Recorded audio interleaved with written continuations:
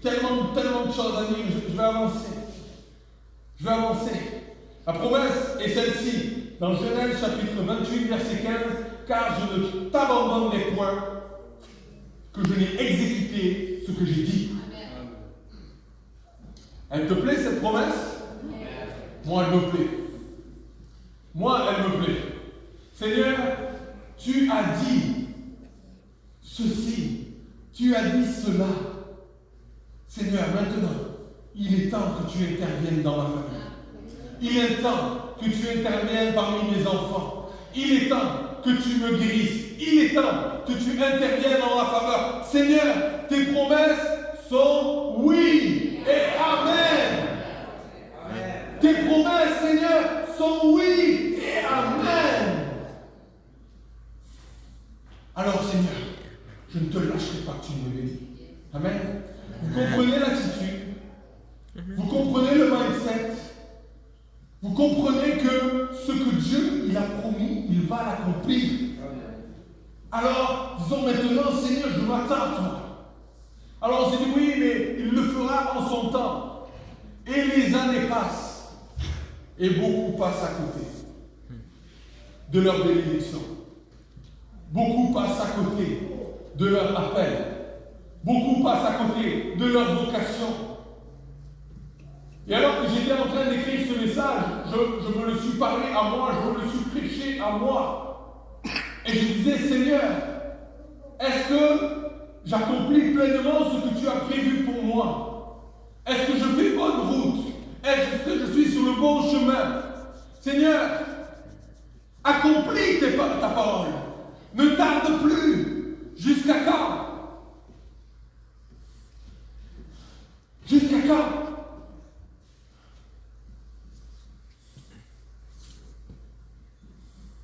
Vous savez, ne croyons pas que nous allons choquer Dieu. Il t'a sauvé et il savait très bien ce que tu allais dire, il savait très bien ce que tu allais penser. Dieu prouve son amour envers nous en ce que lorsque nous étions des pécheurs, Christ est mort pour nous. Amen. Donc alors, ce n'est pas nos excès de Seigneur. Non, au contraire. Il faut se faire violence. Il faut chercher Dieu. Seigneur, j'ai besoin de toi. Ne me laisse pas. Interviens. Secours-moi. Délivre-moi. Interviens dans tel et tel domaine. Seigneur, fais quelque chose dans ma vie. Amen. Car je ne t'abandonnerai point.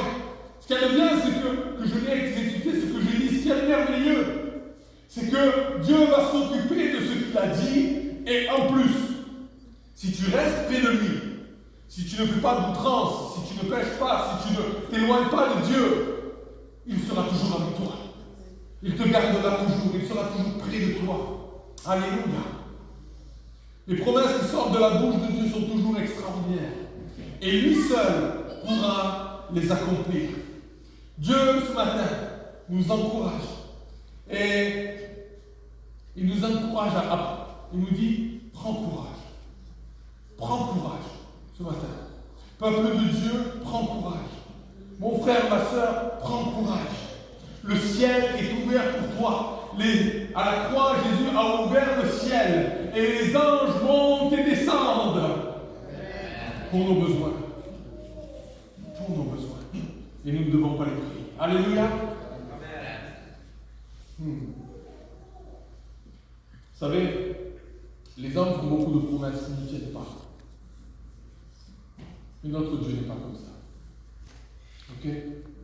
Notre Dieu n'est pas comme ça. Je te souviens de toi. Il faut des fois que tu lui rappelles. Il faut que tu lui rappelles. Combien sont prêts ce matin à rentrer à la maison et dire Seigneur, ce que tu as dit ce matin, je le conçois, je l'entends, je le veux. Mais Seigneur, ne m'oublie pas. Seigneur, ne m'oublie pas. Et secours-moi. Amen. Amen. Bethel est un lieu d'engagement. Dieu s'engage avec nous, n'est-ce pas? À la croix, Jésus s'est engagé avec nous. Et nous, en retour, nous devons nous engager avec lui. Dans Genèse chapitre 28, verset 14, il est écrit ceci. Ta postérité sera comme la poussière de la terre. Tu t'étendras à l'Occident et à l'Orient. Donc Est-Ouest, septentrion, Nord au Sud. Et toutes les familles seront bénies en toi et en ta postérité. Voici, je suis avec toi. Je te garderai partout où tu iras. Je te ramènerai dans ce pays, car je ne t'abandonnerai point que je l'ai exécuté ce que j'ai dit. Alors que Jacob s'est endormi, qu'est-ce qu'il a fait? Je pose la question. On l'a lu tout à l'heure. Lorsque Jacob s'est endormi, il a pris une pierre. Ok? Ça devait être une belle pierre. Je ne sais pas laquelle. Belle pierre.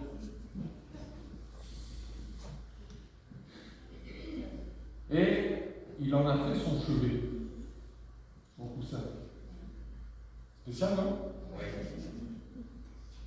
Est-ce que vous, quand vous dormez à la belle étoile, quand vous étiez jeune, vous preniez une pierre pour dormir? On prend des bulles, on prend notre bras, mais on ne prend pas de pierre. Et moi je réfléchissais, je me disais, Seigneur, ça veut dire quoi? Pourquoi cette pierre? Et il y a plein de belles choses. Cette pierre est encore une représentation, une image de Jésus. Amen. La pierre angulaire. Alors, vous savez, je n'ai pas mis l'image, mais vous connaissez, des fois, il y a des arcs comme ça, et la pierre angulaire, c'est la pierre c'est comme une clé de voûte, qui vient faire en sorte que l'ensemble tienne parfaitement. Jésus est cette pierre angulaire, et cette clé de voûte. Et j'imagine que peut-être qu'elle avait une forme arrondie. Bon. La Bible nous dit dans Actes 4, verset 11, Jésus est la pierre rejetée par vous qui bâtissez, et qui est devenue la principale de l'âme. Il n'y a salut en aucun autre, car il n'y a sous le ciel aucun autre nom qui ait été donné parmi les hommes, par lequel nous devions être sauvés. Mes frères et sœurs, mes amis, il est bon de reposer sa tête sur le rocher des siècles. Il est bon de reposer son esprit, de reposer son cœur, de reposer son fardeau sur la pierre angulaire, sur le rocher des siècles. Il est écrit ceci au verset 18, « Et Jacob se leva de bon matin. Il prit la pierre dont il avait fait son chevet, il la dressa pour monument, et il versa de l'huile sur son sommet. » Waouh! Il a fait un monument de cette pierre. Est-ce que Jésus est le monument de nos vies? Est-ce que Jésus est celui qui est à la tête de nos vies? Lorsqu'il a mis la pierre comme un autel, ce monument-là, qui est encore actuel, il a versé de l'huile. Et il a versé en représentation de l'huile comme sur la tête, puisque cette pierre est l'image de Christ, sur la tête. Et cette huile est descendue sur le corps. La Bible nous dit, c'est comme l'huile précieuse qui, répandue sur la tête, descend sur la barbe d'Aaron, qui descend sur le bord de ses vêtements. Jésus a envoyé le Saint-Esprit sur la terre et remplit le corps de chaque croyant que nous sommes. Alléluia. C'est lui qui nous baptise du Saint-Esprit. C'est lui qui nous remplit du Saint-Esprit. Alléluia. Aujourd'hui, nous sommes ces pierres vivantes, n'est-ce pas? Nous sommes ces pierres vivantes que le Saint-Esprit veut remplir à nouveau. Le Saint-Esprit veut remplir nos êtres entiers, prendre toute la place. Alléluia. Alléluia. Alléluia. Et que chacune de nos vies, chaque pierre que nous représentons, qu'elle puisse servir à la gloire de son nom. Que ma vie soit un témoignage vivant, que ma vie soit un monument à la gloire de son nom, sur lequel le Saint-Esprit va se déverser. Alléluia. Je ne vous ai pas perdu ce matin? Alléluia. C'est ce que le Seigneur veut faire. Vous imaginez, c'est quand même incroyable. Cette simple pierre que Jacob a pris est devenue un monument, un lieu protégé et habité par Dieu. C'est ce que Dieu veut faire avec chacune de nos vies. Alléluia. Sommes-nous fiers d'appartenir à Jésus? Amen. Sommes-nous fiers d'appartenir à Jésus? Sommes-nous fiers de faire la différence? Alléluia. Oh, combien nous sommes privilégiés, frères et sœurs. Nous sommes privilégiés d'être des enfants de Dieu, des enfants de lumière. L'Esprit de Dieu habite en nous. Et c'est une grâce imméritée que d'être sauvés. Bientôt, nos yeux vont se fermer. Et ils s'ouvriront dans la majesté, dans la gloire du Dieu éternel, du Prince de la vie, du Prince de la paix. Et nous serons pour toujours à ses côtés. Que Dieu soit béni. Alléluia. Amen. Alléluia. Et j'aimerais terminer. On va finir. Est-ce que tu pourrais venir à la guitare, s'il te plaît? On va terminer ces moments. Nous voyons que Bethel est un lieu d'engagement, n'est-ce pas? Mais Dieu attend ton engagement ce matin. Dieu attend ton engagement. La promesse que Dieu nous a faite à tous, c'est quoi, ici, maintenant? C'est la vie éternelle. C'est le paradis. Ce n'est pas l'enfer, ce n'est pas l'écrit. Non, c'est la joie, la paix et le bonheur. Ça, c'est la promesse que Jésus nous a faite. Et il s'engage à le faire. Il s'engage à le faire. Si on prend la définition de l'engagement, c'est écrit ceci. Acte par lequel on s'engage à accomplir quelque chose. Une promesse, une convention ou contrat par lequel on se lie. Contracter un engagement, faire honneur à ses engagements. Alors, parfois, nous ne sommes pas dignes. Trop souvent, nous disons, Seigneur, tu me demandes de m'engager avec toi. Mais regarde ma vie.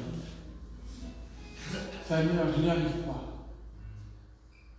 Et c'est pour cela qu'à la croix, Jésus a scellé de son sang cette promesse pour toi, cette promesse pour moi, cet engagement pour toi et moi. Alors, puisque Jésus s'est engagé avec nous, par son sang qui a coulé, ce matin, est-ce que tu es prêt à t'engager à nouveau avec Christ? Quand je dis t'engager à nouveau, c'est t'engager pour de vrai, en disant, Seigneur, je veux revenir à ce lieu de rencontre, à ce lieu de vision, ce lieu où tu vas me parler, au travers de ta parole, au travers de ce que tu voudras. Mais Seigneur, parle-moi. Je veux revenir à ce lieu où cette parole va m'encourager, va me donner la force de continuer la marche, de continuer à persévérer. Et je veux retourner à ce lieu, ce matin, et ce lieu de l'engagement. Si cette parole te parle ce matin, et tu dis, oui Seigneur, j'ai besoin que tu me parles à nouveau, j'ai besoin d'être encouragé à nouveau, et sur ta parole, je m'engage à nouveau. Jésus a déjà payé, Jésus s'est déjà engagé, Jésus a déjà eu ses mains et ses pieds cloués à la croix, son sang a été versé. Si on peut dire qu'il a été engagé, on peut dire oui Jésus, tu t'es engagé pour de vrai, n'est-ce pas? Amen. Jésus n'a pas fait semblant. Lorsqu'il s'engage avec toi, il s'engage pour de vrai. À la vie, à la mort, jusque dans l'éternité. Jésus s'engage avec toi ce matin. Est-ce que tu veux renouveler ton engagement avec lui? Est-ce que tu veux dire, Seigneur, oh je ne suis pas parfait, mais Seigneur, pardonne-moi. Seigneur, pardonne-moi à nouveau. Viens habiter en moi par ton esprit. Viens raviver la flamme, le feu du premier amour, afin que je sois encouragé et que je puisse continuer la course en étant engagé, lié par contrat, par ton sang qui a été versé à la croix. Alléluia. Amen. On pourrait tous se lever ce matin, on va terminer en prière.